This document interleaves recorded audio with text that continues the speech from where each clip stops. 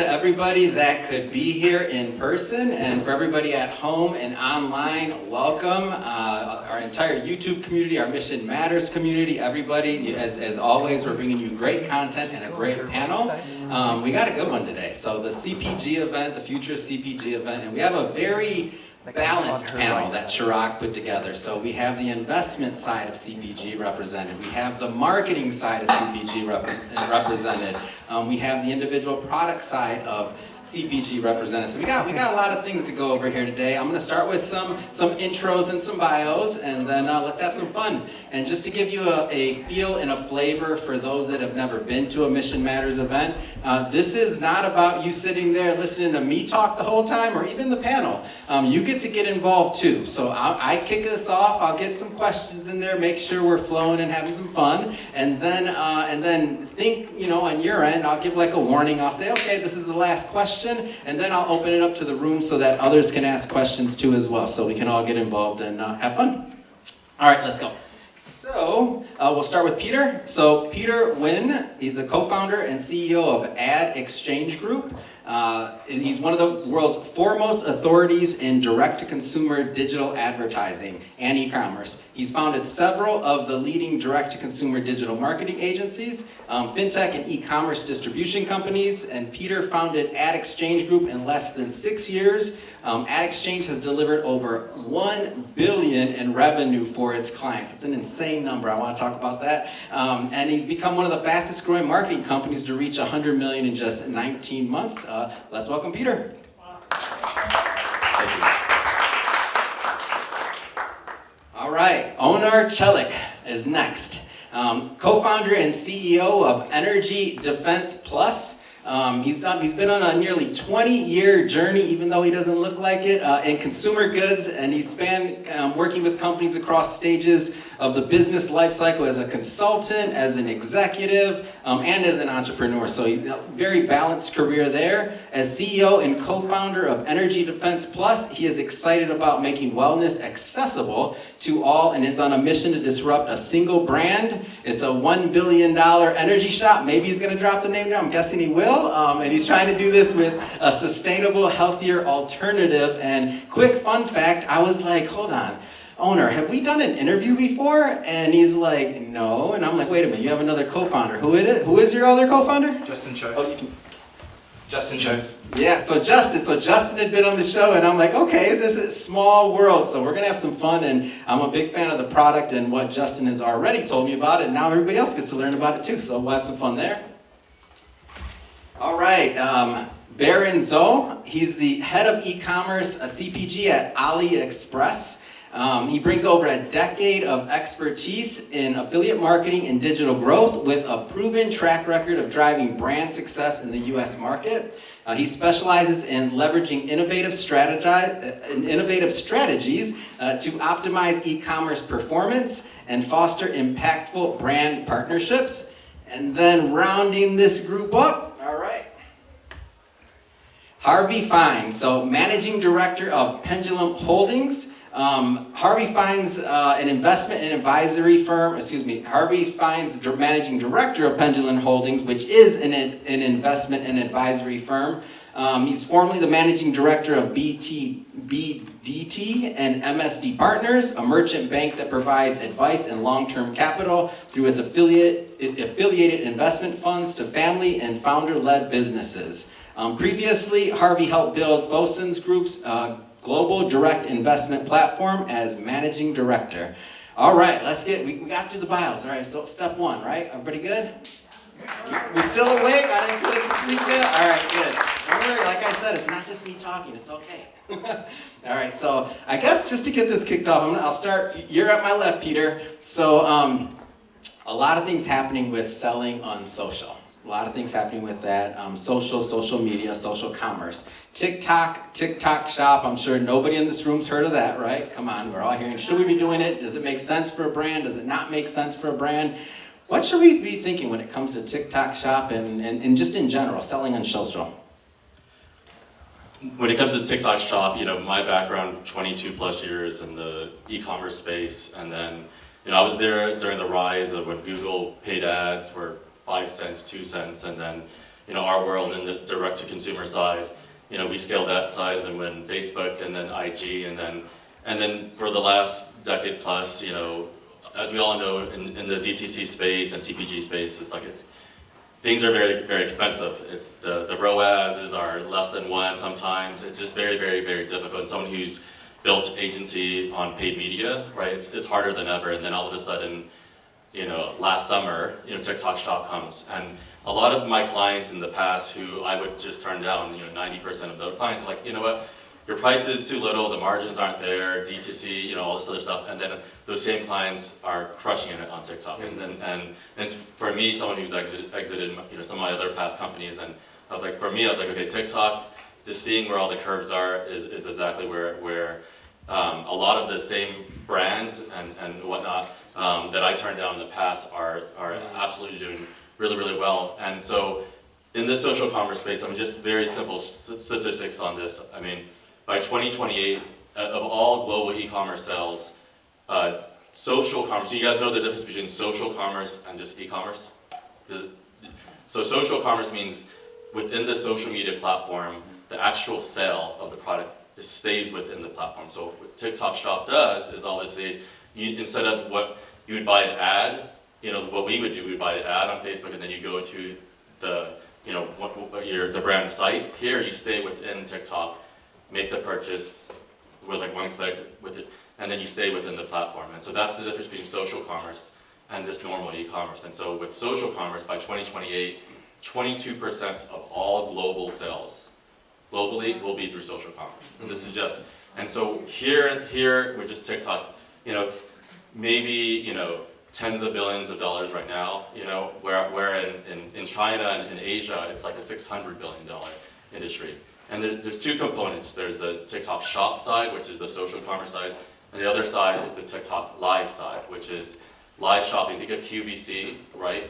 All live shopping, and so that has already exploded. And so if you look at what we have today, TikTok Live just came, around March of this year, right? So it's just brand and new and nascent. But over in China, there's one influencer who did a $1.4 billion day. You see what I'm saying? And so it's already a thing right here, and it's just barely getting started. And so for me to see, and a lot of people are even saying it's just kind of too late to get started. I have one of my old dear friends of mine. He didn't know anything about digital. He sold his company, retired for 7 years, did yoga, wrote a yoga book. And then I remember him visiting my office because he sold his company as a retail guy. And then, he spoke, I had an event last Wednesday on social commerce, like the first social commerce called Creator 360. And I had him speak, this is the first time him speaking on stage about this whole thing. And his brand is a brand called Guru Nanda. And he's done tens of millions of dollars in a single month with this one single brand. I think he's the top TikTok shop. And he was telling me, how did he do it? I was like, I gotta ask him. He's like, it's more luck than anything, because he was just one of the very first TikTok shops, one of the first 5 TikTok shops in August of last year get started, and they did all this eyeballs, no shop, and so to that point, to me, this whole social commerce is just barely a fraction of where it will be, could be, should be, right? And TikTok's putting a lot of efforts and marketing dollars into, and we're already seeing the first $1 million days on TikTok Live, several people broke the $1 million days on TikTok Live already here in the US, and so, one of my partners, Michelle Fon, she's breaking records. TikTok says you can't even, typically TikTok Shop, you're selling a $35 or $40 and under type product, very heavily discounted. Michelle's selling a $200 to $239 products, expensive, which is blowing TikTok's mind because it's not the case. And so we're seeing this new evolution happening. It's here to stay. It's only going to grow. And so this is absolutely something that you should pay attention to. And I've been at every growth, stage with the companies I've built, and a large part of that. And so it's very exciting times right now. Shrag, you hear that? Where's he at? There we go. We got to figure something out over there, right? Yeah. You want to jump in there? On the TikTok shop or just commerce in general. I don't know if you're doing anything at AliExpress or anything else It's open format. I won't. Yeah, of course. It's very inspiring about what Peter just shared, because social and also e-commerce are naturally connected, right? It's hard to believe that you're launching a brand without any influencers to test it, to use it, to endorse it. So actually, from AliExpress, because AliExpress, for those people who might not be familiar with that, maybe you have heard a stock called Alibaba or Baba on New York Stock Exchange. It's founded by Jack Ma. So AliExpress.com is a B2C platform, marketplace. We're here in the US, domestic market. We're selling products from local and also from overseas to US audience. So what we realize that it seems there's a lot of a challenge for those merchants on the platform. Why? Because for CPG brands, especially you're in early stage, bootstrapping or you're still looking for 10x growth in the next maybe 24 months, you always find it hard to find the right influencer groups to back you. It's always hard to find the right distribution channels, online or offline, to have a smooth transition. So that's why even though we are an e-commerce platform, but we are also an open platform ecosystem. So we bring in TikTok, we also bring in other like Awin, Rakuten, and all the other affiliate programs on those platforms here in the US market to help us to grow. So that's why it's more like a integrated, cohesive solution for our merchant, and that's why actually just according to the report from yesterday, we got a double-digit growth again for the next Q. Yeah. Wow, great. Harvey, would you want to, if not directly related to social or piggybacking on that, like in general, like, CPG brands on the investment side, like is this kind of going to the equation of when you're looking in companies and looking at things like that? Yeah, for sure. So a couple of trends that we're seeing, if you look at the incumbent CPG brands, they're pretty content to stay with their large brands and not really grow. I mean, any kind of innovation they have is probably around flavoring, not so much new products, right?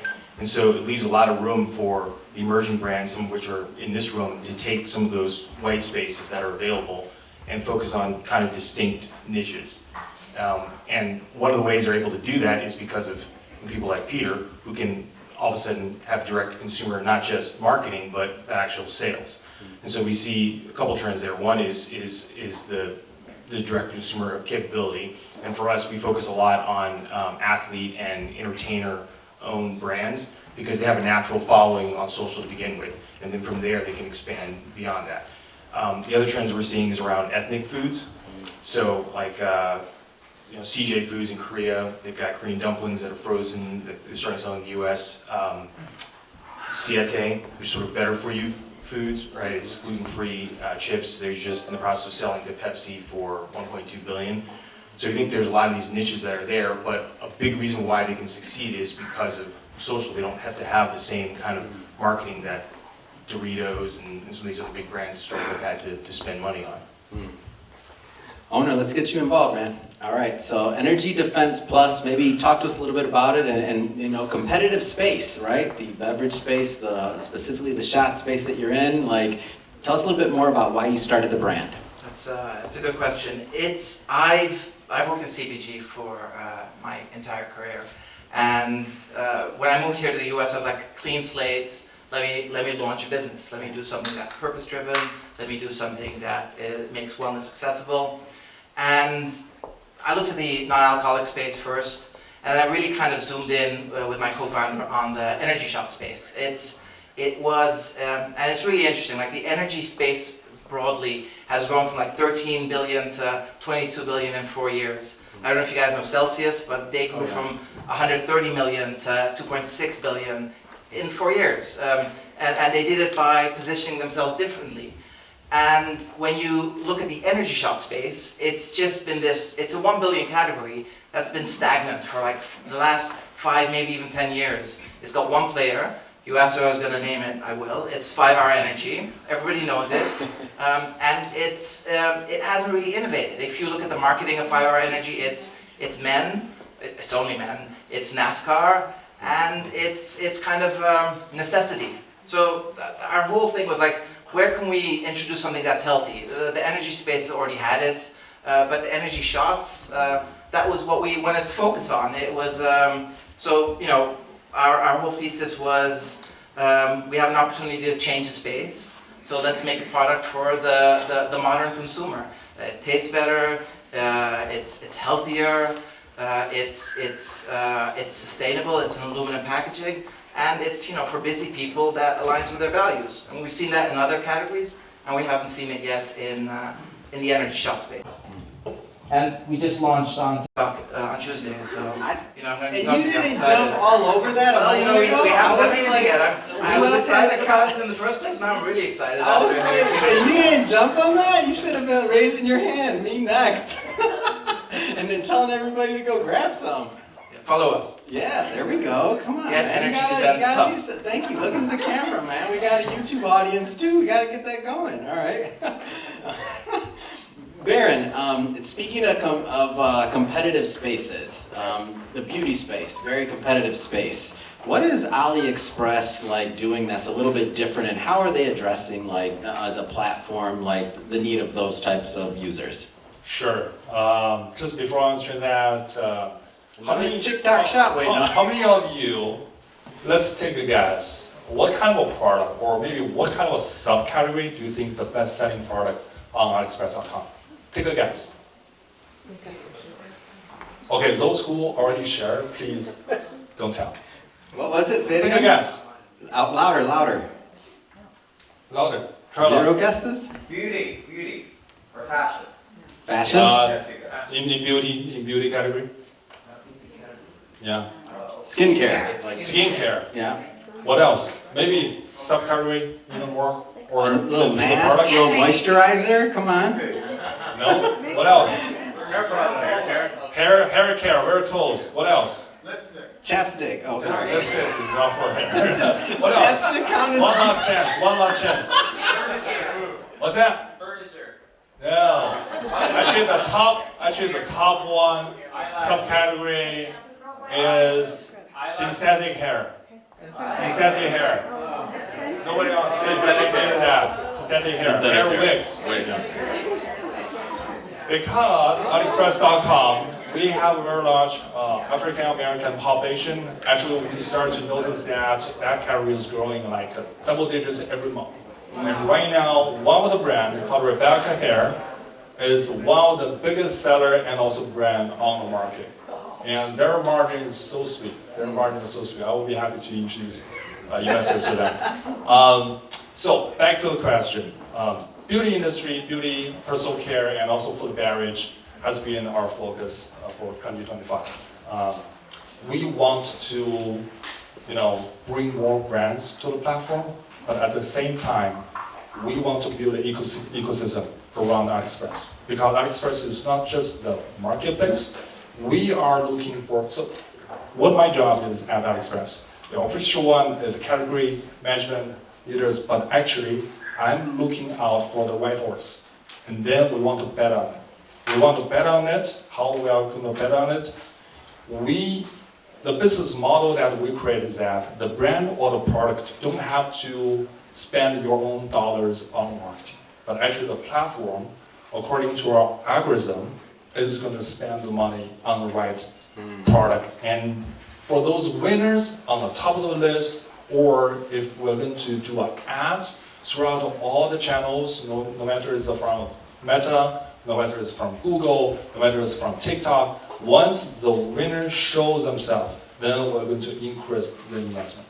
So basically our model is that all you have to do is a wholesale price plus dropshipping cost. Then that's it. You don't have to worry about it at all. And for a daily operation, it's really hassle-free because we have the entire team here in Pasadena office. So this is the model that we want to create. We want to minimize your operational costs. We want to make sure that your brand or your product could get picked by the team and also by the algorithm. Then we're going to support it and we're going to endorse it through different kind of marketing promotion. So that's why we always want to make sure three things matters. The brand matters. We want to choose the brand. We want to invest in their own images. You want to invest in your own content. Second, we want to make sure the growth matters. The growth, we're looking for 5 times 10x growth for 6 to 12 months. And of course, very important, mission matters. We want to make sure the mission matters. We want to make sure that we always reach the goal that we set at the beginning. I think you just made it real. Come on. Mark that one. Of course, mission matters. Come on, I agree with you. Thank you. Harvey, So keeping it kind of along the same line of opportunities in different niches and or industries, how are you, given the current geopolitical environment, how are you finding opportunities, CPG opportunities or investment opportunities, and like what does that look like? Like how are you doing that? So obviously, the U.S. markets have a complicated relationships with China and with Europe, but we think those opportunities are still there. So the world is still pretty global. If you think about what I mentioned before about the Korean brands coming into the U.S., but I think there's opportunities for U.S. brands to go into China too. Despite the geopolitical issues, it's not a conflict between the populations or the markets. So historically, U.S. brands have done incredibly well in China. They still do. I think CPG has been a little bit, the emerging ones have been slow, right? Because the larger players have been there and done well. But I think there's an opportunity for the emerging brands to go there too, for a couple of reasons. One is, U.S. brands historically have resonated very well there, from food all the way to, to apparel. Everything from restaurants to CPG products. And if you look at the broader consumer marketplace in China, one thing that's happened is that it's not just the big brands that succeeded. Again, using apparel as an example, even the mid-tier brands have too. So I think there is a real opportunity for especially the differentiated and very innovative U.S. brands that have a different point of view to go over there and grow their markets, especially when it comes to premium pricing and some kind of better for you products, which the Chinese consumer is craving. So I think that's an opportunity exists as well. Europe is another one because they don't have the same kind of innovation that happens in the U.S. Like look at just the brands that are here. Yeah. Right, there's only a fraction of that happening in other continents. Amazing. All right, so this will be my last question. I'm going to do a quick round, and then I'm going to open it up to the group, like I said. So definitely have some questions ready. If not, I can ask more questions. Don't worry about that. But I want to definitely get everyone else involved while we have these amazing leaders up here. Peter, man. So you've done a lot in sales, you've helped a lot of brands. I need you to open that playbook for me, man. Like what should people be thinking about? Are there other brand owners here, co-founders, business owners here? Hands, yeah, the whole lot, come on, man. Open that playbook at home in YouTube, they're gonna wanna hear it too. Give us some of that playbook on how to maybe stretch our marketing dollars, effective strategies, like go. I think that playbook has definitely evolved and changed over the last 15 years I've been doing this. Today, I'll be relevant today because that's the most important thing. Obviously, we're talking a lot about TikTok. That's a heavy focus of ours now. And the playbook that's working where we're seeing kind of rinse and repeat success with brands starting from scratch is, so first and foremost is where I feel like in the influencer marketing space, what democratizes this space in TikTok is before an IG and Meta and the other platforms, an influencer with 1 million, 2 million followers has a way higher chance of going viral than someone with 10,000 followers. And so, but on TikTok, you're seeing people with a few thousand followers, with the TikTok algorithm, which is very, very different, can go viral. And so now it's a kind of a numbers game. You don't need necessarily these big mega influencers, and don't get me wrong, we work with a lot of those and they do help. But if you can, the playbook is you work with these micro influencers and make sure it's a numbers game. And when one of them go viral, right, then you bet on, then you turn on the paid on TikTok. And then what normally an agency you might get, back in the day we'd get 2, 3, 4x ROAS, return on ad spend.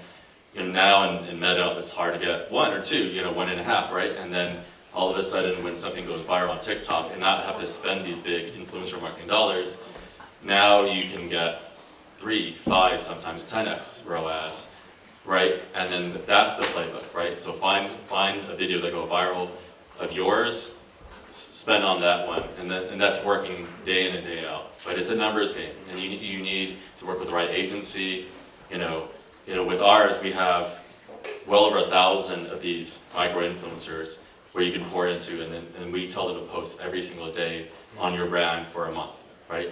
And it's a numbers game. You have thousands of these videos, right? Something's gonna hit, several of these are gonna hit, and then you spend. So that's one of our little secret playbooks that's a rinse and repeat without having to spend a huge risk on some big mega influencers that you cross your fingers. And I think, no diss on the influencers. I've spent the $250,000 on the Dan Bilzerians on this product and that product, and I've done all those things, and I've seen it for myself.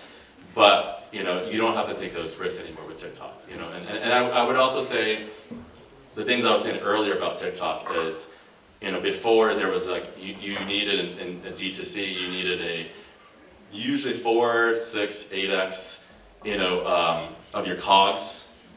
You needed that type of margins, and now TikTok, the $15, $20 products, I would just pass on those because now these are the guys who are dominating TikTok. Because if you look at the typical TikTok user, the Gen Zs, the alphas, or alphas aren't spending much right now, yeah, but the Gen Zers right there, they don't have a lot of money, but they have maybe a little bit, and so they're looking for the heavily discounted things under $20, and so like for Guru Ananda, he's selling hundreds of thousands of these units of different things, but they're all like $15, $20, right? And it's a numbers game, lower margin and making sure. I would say the other big thing is just, Puneet Nanda spoke at our event, and one of the things he said, two advice, I'm going to repeat two of my favorite advice that he gave the audience. Number one, he was like, he fired his head of marketing because his head of marketing, this guy's an older Indian guy who's just like, doesn't look cool, whatever. And the marketing person said, you shouldn't be the face of your brand. Like, you're not the influencer guy.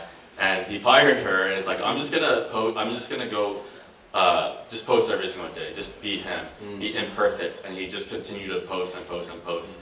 And he became the biggest guy out there, right? Wow. And imperfectly, that's the first advice, is just feeding the algorithm. TikTok's about feeding this algorithm. Even when you go live shopping, right? Like Michelle, she's like dominating on it, but she's feeding these algorithms, and you're teaching the algorithm. And it's all about the algorithm. When you talk to TikTok corporate, they're all talking about that we can't change the algorithm, and so you're teaching the algorithm what you want to be, and who you want to be, and so you're feeding that. And then second thing I would say, from that perspective, is make sure you have inventory, right? And that's a big thing. Is just like, because when something goes viral, right, it's just like it can sell out like that. And we've seen this time and time and time again. So just be prepared for that. And perhaps have the right capital partners in the back end. Obviously, you can just sell out and not be able to ride the wave, but then those are two really good advice. Your playbook and your history with Energy Defense Plus that you care to share with the other co-founders out here, and founders. It's when we built our strategy, and what we're still adapting it. It was really focused around capital efficiency, placements, and finding our kind of consumer fits. And it's that journey is changing, but it was, we named it Energy Defense Plus because our competitor is 5 Hour Energy. We wanted the name to explain what it is, which also saves us a little bit on marketing. We put our money initially, because it's a convenience store product, we put it on placements. We found out that our product sells better when it's next to 5 Hour Energy. So that's where we spent our money on, and that's where we saw our returns. We found out, we had a convenience store next to a hospital, and we found out that nurses loved our product. So we went to their hospital and said, your nurses love our product, can you sell us in your cafeteria? And they did. We had a connection at SpaceX, right? Engineers loved our product. It's like a healthy energy shot, and they love energy. So we've been expanding to other kind of tech workplaces. So it's really been about focus and doing what we can with limited capital so we can create that story.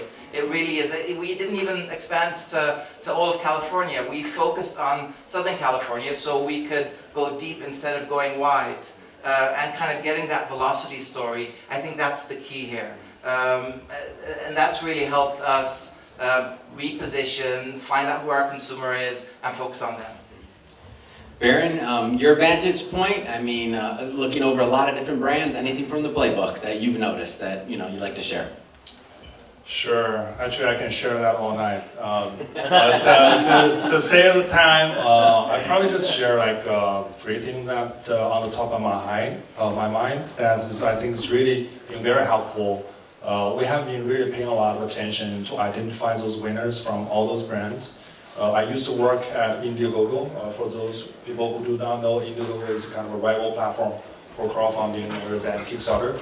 So what we do the algorithm, beside the algorithm, that we look for certain successful factors. The first and also number one, especially for CPG brands, is that the content.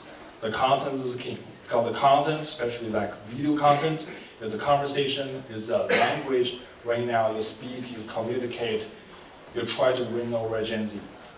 So content is really the key.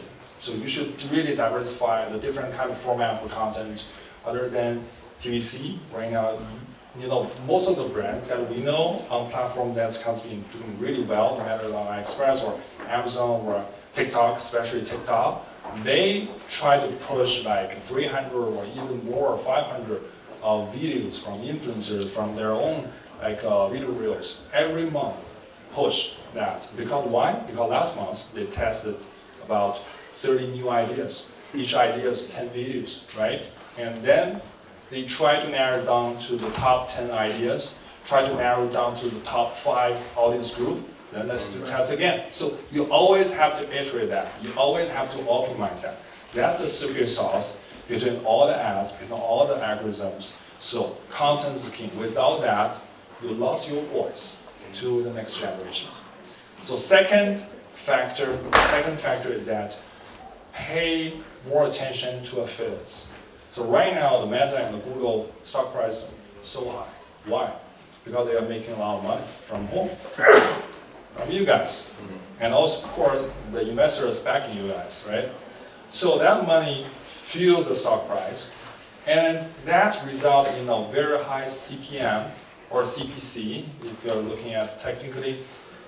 So to balance that and also to achieve a long-term growth, no matter from your .com or from your overall business strategy, is to focus on affiliates. You know, use different kind of coupon cashback sites, try to get into different, you know, ID communities, work with influencers, you know, work with, you know, carding offers or, you know, whatsoever affiliates. That will diversify your marketing costs, and eventually that will result in a very high ROI. In the history, you know, on the top of my mind, normally the affiliate channel will result in the highest ROI in your overall channels.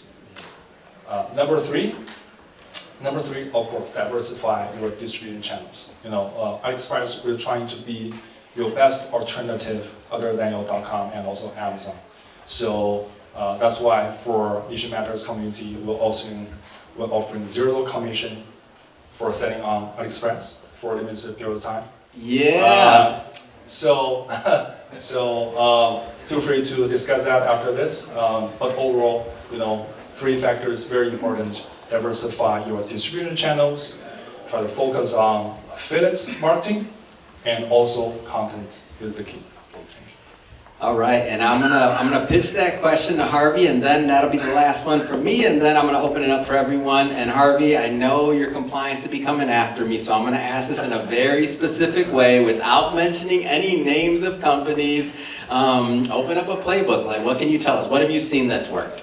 Yeah, so when we look at companies, I think for me the number one thing to look at is what's your reason for existing. And I say that because does the world need another Coca-Cola or Pepsi? Not really. But maybe there's a need for a better for you energy drink. Maybe there's a need for, we have a company that does hair care for African Americans, which is very different than, you know, the traditional hair care products that are out there. So Barron and I need to talk about having AliExpress be a distributor of that. Or we have a kids hydration product, right? That's better for you, so it's not, doesn't have the same kind of levels of sodium as a Gatorade. So there's a reason for it to exist, and that occupies a white space that there's an opportunity. The second thing is, and I know this is really simple, but a lot of companies don't actually do that, is people have to like the product, right? So make sure that the consumer, you do not just taste testing, but go to certain actual channels and get real traction. So one of the companies, we made sure that it sold pretty well through e-commerce. It over-indexed compared to other snack food brands that are in its peer group, and it gave us confidence that, look, now we can launch this in retail.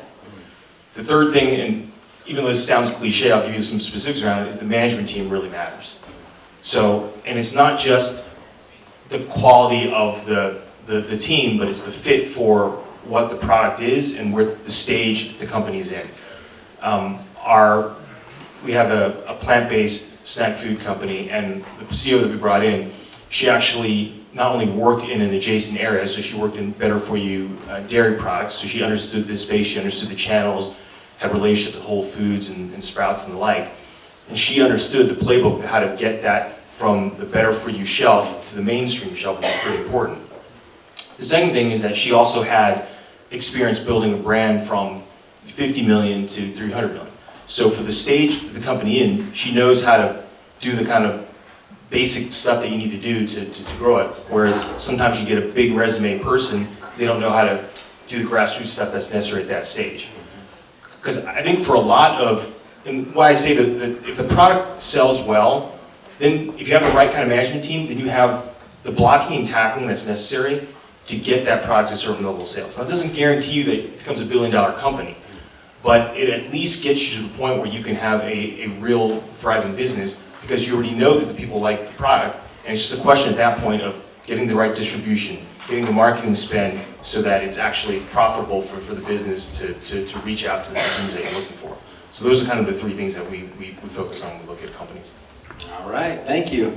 All right, let's open it up for some questions. Let's see those hands. Who's first? Great panel, and my head's buzzing with a lot of things. Do you guys know who Peter Drucker is? You guys are great, right? So I'm thinking of distant time, right? Exponential growth, you mentioned velocity, the speed at which things are moving. And you're all in businesses that are moving very quickly, right? So we have Moore's Law occurring, we have AI, and we have this movement shifting. And I'm wondering with your businesses, if you're thinking about velocity and speed and exponential growth and how you tangle it. You brought up the 5-hour energy drink, right? It was a first mover in the market, correct? And then you found a niche. Yeah. And then anyone who knows what's true value, I've been thinking about that because we've been working with them in a specific way. They were an old company, turn of the century. A smart guy came in and said, I'm going to roll up these small private companies to 4,000 franchises and involvement. Unfortunately, private equity group got in and then it folded, right? And now other companies come in. So the question is, how do you guys look at the speed at which things are changing and grab hold of that and hope that your businesses hang tight? And are there possibilities for roll-ups in the future where you guys see aggressive possibilities within your own marketplace that you can do a true value? Are we going to see the 100-year-old companies, or are things moving at a pace that you may not see them again? I mean, I can give an example from us where we have to grow fast. I come from a corporate environment and now I'm doing a startup. That environment, the insight had to come before you did anything. Decision making, it was slow, and those companies aren't adaptable. And you're seeing in the CPG space, the portfolios of those larger companies, they can't renew them. I think the last big disruptive thing in CPG was Nespresso with Nestle, right? That changed things. But even in the beverage space, Prime in sports, Celsius in energy, Liquid Death and water, White Claw and alcohol, right? They come from something small and grow super fast, super quickly. And I think the strategic buyers are going to be buying those businesses because they need that for portfolio rejuvenation. I think the life cycles of businesses are smaller, so you don't have that growth in perpetuity that you used to, so the valuations might go down, people are less loyal, you can't stretch brands into adjacent categories as much as you could. But it is like you have to be, in my experience, we test it, if it works well somewhere, in 5 stores, great, we roll it out to the other 200. So it's really speed of decision making, and the one thing I've learned in this space is the insight doesn't come from thinking, the insight comes from the action. So you do the work, and you learn from that. There's no learning behind my computer screen. I want to echo part of that, because if you look at even in TikTok, like the several dozen brands who do 7 figures or more a month, I think one of them are one of the big companies, right? And so it's just in general, and it's always been the case in every newer market, newer platform, all this other stuff. And so this is where the true entrepreneur, the nimble ones, the small teams, have the early mover advantage, right? And so So for me, it's just like, from that decision making, right, most of my wealth, my empire that I've ever built, has all been being there early. Either first mover or a fast follower. I built a lot more on the fast follower, just kind of seeing the needs and from that. So and then with AI, I would say like right now, we talked about content, like that's a huge thing on TikTok. You have to generate a bunch of, to feed the algorithm, but then with AI, like whenever Michelle Fine, she did Ipsy, 40 million a month, all this sort of stuff. Whenever she's doing a live, every super live she does, she has to feed in around like two dozen worth of like content reels that she just prepared for a super live. And now we're using AI to do that, right? Instead of human capital and different things like that. So those are the tools are there, and it's just moving at such a rapid pace. And so you just kind of have to keep an eye on. To me, like the entrepreneur who's techy enough, who's fast enough, and can keep up with the fast moving is going to continue to win. I think there's more than one way to build a business, right? So you can have capture a moment in time kind of businesses, especially in the CPG space, because you can scale really quickly. And those will sell for, 100 million, $1 billion, something like that. And then and this is where I have a little bit more of a bias because this is where I focus most of my career is on, enduring businesses, right? And if you have the right elements for the business, great product, lead management, then you adapt to the different things. And Peter talked about how even in his, 6 years, right, the marketing trends differ. But it's the same type of companies that are using those channels to reach out to consumers. So I think you can have those enduring businesses that throw off cash flow consistently because they reach a point where they become the Kleenex for the consumer. Right, so I think those are two different ways to build businesses, but both are still available, even with changes that are happening in how they're distributed, how they're marketed. All right. Did I hear you say that for TikTok shops, Gen Z, TikTok cheaper is better? Like if it's a high-end consumer product, $70, $80, it's harder because it's outside the normal spend. Whereas if it's 10 or 15 or 20, it's easier. Did I hear you say that? Yeah, currently right now, that is the case. In Asia, that is the case. We're looking to try to build that middle market because that's where I feel that there's a white space. And we're starting to see these on the slides. Does that mean it's like $20 and above? I would say, no, it's like $35, $40 and above is now like that middle market, right? And so, but like, how do you do that? Feed the algorithm right now is because right now the current existing markets think about TikTok as getting a heavily discounted, something that's very affordable, something that's kind of like pop culture trending, demonstrable. Everyone's, all these influencers, that's kind of cool and hip, right? And it's just kind of a no-brainer purchase. $15, I see it everywhere, let me just go purchase it one click, right? So that's where it is headed towards right now. That's where it has been for the most part, right? And so, but there's still a long way to go. There's still, and I think especially here in North America, I think that's where TikTok wants that. They want to see that. And so this is where like TikTok told Michelle, for example, in the live, is like, okay, go sell the $30, $40 product. And so let me try this $200 product. And she's like, no, that doesn't work. And then she sells out in one day on this live more than this brand's entire month with all the other influencers, right? But this is again right now in live shopping, right? For example. So we're starting to already see these exceptions, and we're trying to make that the norm. And I think that's just because, in the U.S., social commerce is pretty new, right? So in China, it's been around for a long time. So it's to the point where there are different types of channels for different hierarchies of pricing. So you could sell, Hermes and Chanel sell through live streaming in China, but they just on different channels, not on TikTok, right? So that'll evolve in the U.S. too as social commerce becomes a bigger part of the market. Anyone else? Last question? All right.